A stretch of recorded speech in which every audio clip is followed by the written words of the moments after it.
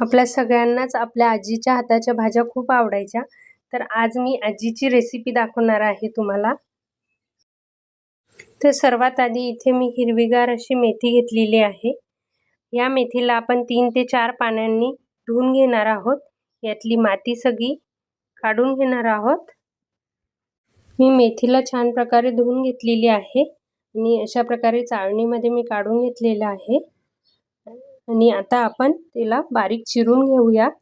तुम्हाला आठवत असेल आपल्या आजी अशा प्रकारची विळी पावशी वापरत असत. आता आपण चॉपिंग बोर्ड सुरीने कट करत असलं तरी पारंपरिक पद्धती अजून पण चालू आहेत. तर आपण अशा प्रकारे विळीने तिला बारीक चिरून घेणार आहोत. आणि भाजीसाठी लागणारा कांदा लसूण पण मी विळीने बारीक चिरून घेणार आहे.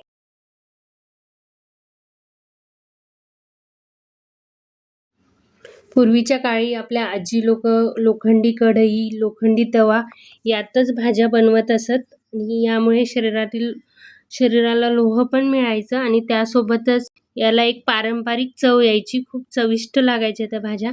म्हणून मी इथे लोखंडी तवा घेतलेला आहे. त्यात घेऊया तेल. आणि आजी लोक कुठलाही पदार्थ बनवत असताना त्यांना खूप सारे घटक खूप सारा माल मसाल्याची गरज नसायची. अगदी कमी घटकांमध्ये ते खूप छान चविष्ट अशी रेसिपी बनवायचे. तेल गरम झाल्यावर यात आपण टाकूया आता राई छान तडतडली की त्यात टाकूया जिरे. आणि इथे मी छान 2 ते 3 लाल मिरच्या टाकणार आहे. मिरच्या छान खरपूस झाल्या तेलात की यात टाकूया आपण लसूणला पण छान तेलात खरपूस करून घ्यायचा आहे. आता आपण टाकूया छान बारीक चिरलेला कांद्याला छान गुलाबी करून घ्यायचा आहे. छान परतून घ्यायचा आहे तेलामध्ये. आणि इथे कांदा छान सोनेरी झालेला आहे. त्यानंतर टाकूया धना पावडर, हळद, 1/2 टेबलस्पून इथे लाल तिखट टाकत आहे मी, कारण ऑलरेडी आपण लाल मिरच्या टाकलेल्या आहेत.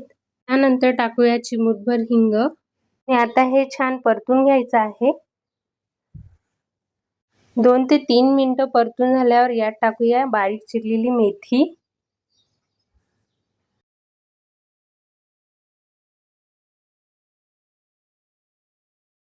गॅसची फ्लेम मीडियमच ठेवून छान मेथीला आपण शिजवून घेऊया. तुम्हाला वाटलं तर तुम्ही झाकण ठेवून पण शिजवू शकतात, पण मी कडवटपणा जाण्यासाठी अशा प्रकारे तिला शिजवून घेत आहे. आणि पालेभाज्यांना कधीही जास्त ओव्हरकुक करायचं नाही, नाहीतर त्यातले पोषक तत्व कमी होतात. आता यामध्ये मी टाकलंय मीठ. सर्वात शेवटी टाकूया बारीक चिरलेली कोथिंबीर.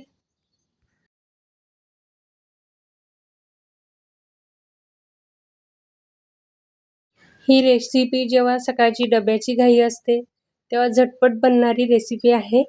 कमी साहित्यात बनते आणि चवीला पण फार उत्कृष्ट लागते.